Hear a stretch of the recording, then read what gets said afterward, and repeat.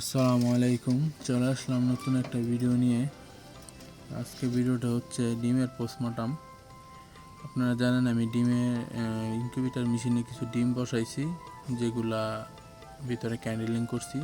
তো এখানে এবারকার কোয়েল পাখির ডিম মুরগির ডিম 11টা কোয়েল পাখির ডিম, একটা মুরগির ডিম একটু সমস্যা মনে হইতেছে। তো এই যে একটা মুরগির ডিম আর 11টা কোয়েল পাখির ডিম, তো এইগুলো একটা একটা করে পোস্টমর্টম করে দেখতে হবে যে আসলে কি সমস্যার কারণে এরকম হইতেছে। কারণ আমি ইনকিউবেটরটা যেহেতু পরীক্ষামূলকভাবে এই ডিমগুলো দিছি, তো আসলে আমি সমস্যা যেগুলো এগুলো পাইতেছি আর কি কারণে হইতেছে এগুলা দেখার চেষ্টা করতেছি, সমস্যাগুলো সলভ করার চেষ্টা করতেছি।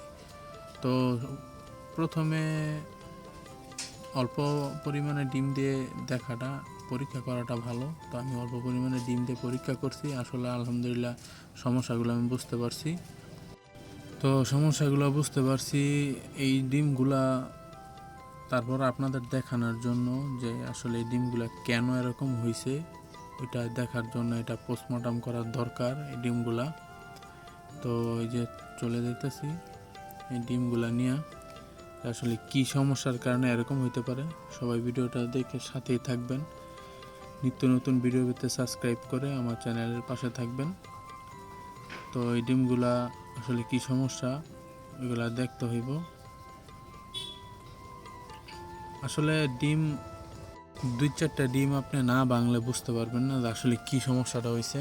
ক্যান্ডেলিং করার পর তো আমি বুঝতে পারছি যে কি সমস্যা। তারপর আপনাদের দেখাই যে প্রথমে একটা ডিম নিয়ে নিলাম। এই ডিমটা ভাঙার পর দেখা যাক, এই ডিমটার কুসুমটা একদমই আস্ত রয়েছে। তার মানে এই ডিমটা বীজ ডিম না। আর বীজ ডিম মানে হচ্ছে এই মেয়ে পাখিটার সাথে ছেলে পাখিটার কোনো মিটিং হয়নি, যার কারণে এরকম হয়েছে।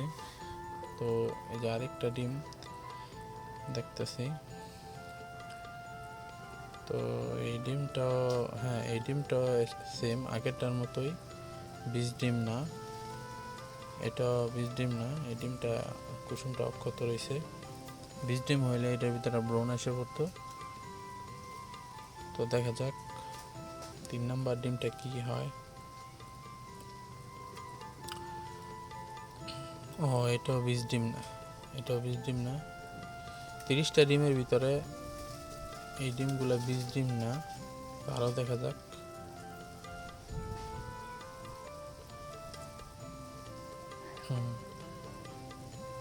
না, এটাও বীজ ডিম না।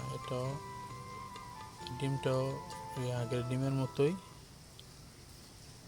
তো এটা দেখা যাক।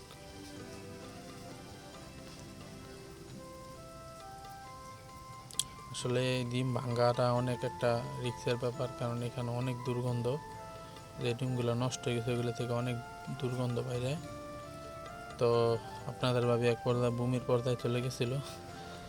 যাই হোক, ওইটা বীজ ডিম না।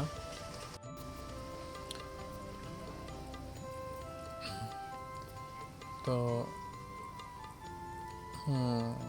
এই ডিমটা দেখা যাইতেছে একটু রক্ত জমছে, এই যে রক্তের শিরা। তো এই ডিমটার ভিতরে এই যে একটা ব্রণ, তার মানে এই ডিমটার ভিতরে বাচ্চা জমছিল। এটা ওভারহিটের কারণে বা যে কোনো একটা সমস্যার কারণে এই ব্রণটা মারা গেছে। এই যে মোটামুটি একটা পাখি হয়ে গেছে এই ডিমটার ভিতরে। তো 3 থেকে 4 দিন বা 5 দিনের মাথায় ডিমটার ব্রণটা মারা গেছে। তো এই ডিমটা দেখা যাক। এটার ভিতরে ব্রণ আছে, বাচ্চা আছে। ওই যে দেখা যাইতেছে বাচ্চারা, এই যে আপনারা দেখতেছেন কিনা।